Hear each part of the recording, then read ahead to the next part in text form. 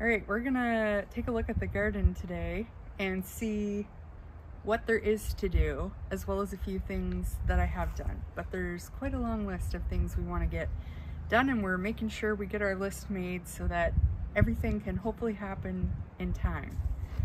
So I went ahead and planted some anemones. I like to save my own anemone and ranunculus corms, but I think ranunculus is a lot easier to save. So these are all new anemone corms. And I went ahead and dug up my strawberries, or some of my strawberries, and put 3 rows in this bed. In between the rows of strawberries, we have some ranunculus. These are tulips that I planted last year that the deer all ate, so I'm really hoping these will bloom again this year. There's nothing planted in the middle here. We have some more ranunculus on the borders of these beds, and I actually went ahead and planted some snow peas over on this side, and I planted some sugar snap peas on this side so far. I have a bunch of rudbeckia self-seeded coming up in this bed. I think I'm going to move that. This I want to be annual cut flowers. We have some daffodils coming up here. You can see all of these self-seeded rudbeckia. Over in this bed, we've got nothing at the back. I think that's where the rudbeckia might go. But then here we have some garlic. So I think I've got a couple rows of music. I've got 3 rows of German white. There's 2 rows of elephant garlic. It's a lot farther behind. You can see it here, I think, by my hand. And then I have 1 row of, this is purple stripe. If we keep going, you can see my little garbage pile here. I just keep collecting tags and things and throwing them here till I clean them up. But where all of these green stakes are is asparagus. And last year, this is the bed. These look like strawberry plants, and they are strawberries. These look like strawberry plants, and they are strawberries. But these are actually white strawberries, so these are pine berries. So I'm leaving them in this bed to kind of keep them separate from the rest of my strawberries. If we go over here, this was the main asparagus and strawberry bed. So you can see that I've got like the first half of it here cleaned out. That's where I got the strawberry plants for that other bed. And I haven't done the front half yet. Not entirely sure. I may just redistribute these plants back into this bed once I top it up, which I could do half and half. I could top up the back half here, transplant some of the berries, and then deal with the front half. I haven't quite decided what I want to do there yet. Over here, these are all perennials for the most part, with the odd garlic in here.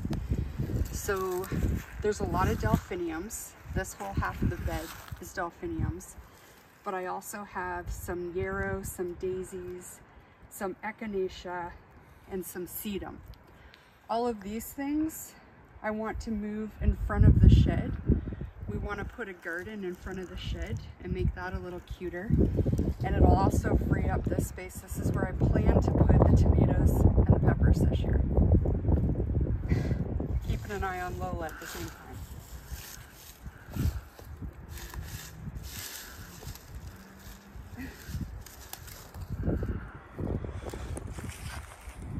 So over here we also have some perennials. This is where I have my chives. So I've got pink, purple, and white now. I hear there's a red one, so if anyone has a lead on where to get a red one, let me know. This is a garlic chive. This you can just see starting to come up. This is, what's it called? Lovage. It's kind of like a perennial type celery. In this corner here is some comfrey, and this is a hascap berry. So this is going to get moved over beside another one that we have, and then this bed is going to be used for something else this year, some annual crops. So I spent the other day seeding this bed. In each corner we have a different kind of spinach. I'm still kind of trying to figure out which variety I like the best, so this will be kind of like a little mini variety trial.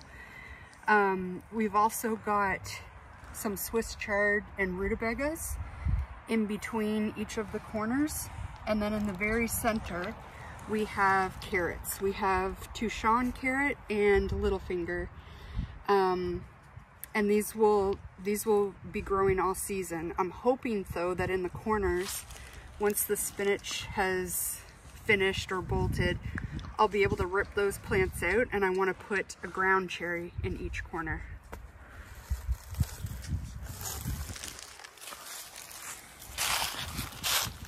This is one of our beautiful garlic beds.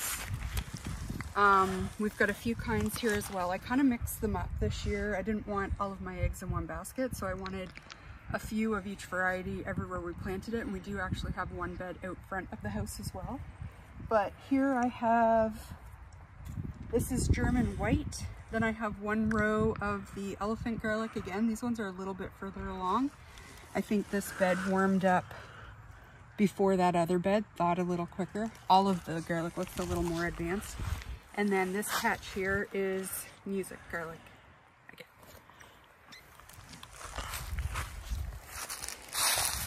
So this bed size doesn't really match. This is a 3x3. All the other beds are like 4 feet wide, but this was one of the original beds when it was located over there. And I planted half of it with daffodils. I think this is their 3rd season now. And I can tell this year they're really starting to multiply, and there's going to be a lot more flowers. You can see the flower buds here. There's going to be a lot more flowers this year than there have been in previous years, so that's awesome. They might eventually get moved, but right now I kind of like having this little flower island in the middle of everything else. And then this half was free, so I threw some more ranunculus in. Alright, now this is a work in progress. So this is that rose bush that is from Jarrett's family's homestead. So this is going to get moved this year, and it is one of the super invasive kinds. I found roots everywhere when I was digging this out. I needed more soil in this bed back here to transplant my strawberries, so I dug this one out because I knew we were going to be renovating it this year. It's already spread outside of the bed here. So I think what we're gonna do, like, because you know it's a sentimental value type plant, so we still want it, but I'm gonna get some kind of a big metal ring, bury it deep, and then bury this rose bush in it to hopefully contain it a little better. And I do have a chive plant here as well. I want to move all the herbs somewhere and create like an herb garden, but I'm not exactly sure where yet. These are just stuck here because they were in the garden all winter. They were in one of the other beds. I was just cleaning those up. And I'm going to grow, I think I have 6 of these trellises now, and I'm going to grow beans on them. So as I find little corners and spaces, I've been chucking those in those beds. So these two still don't have a place to go yet.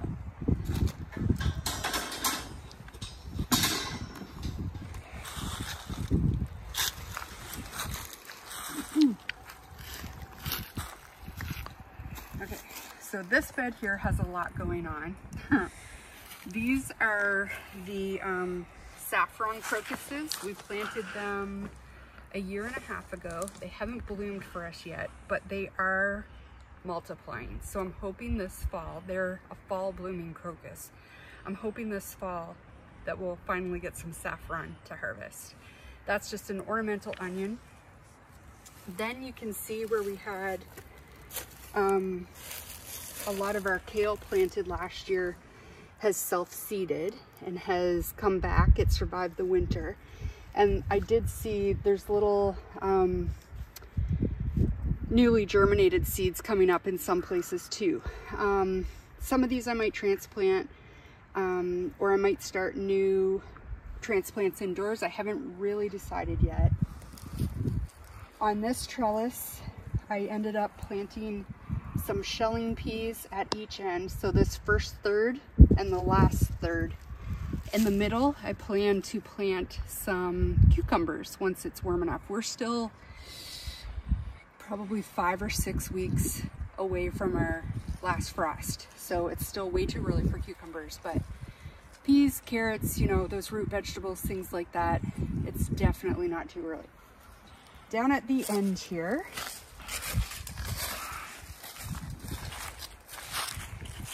we had some crocuses.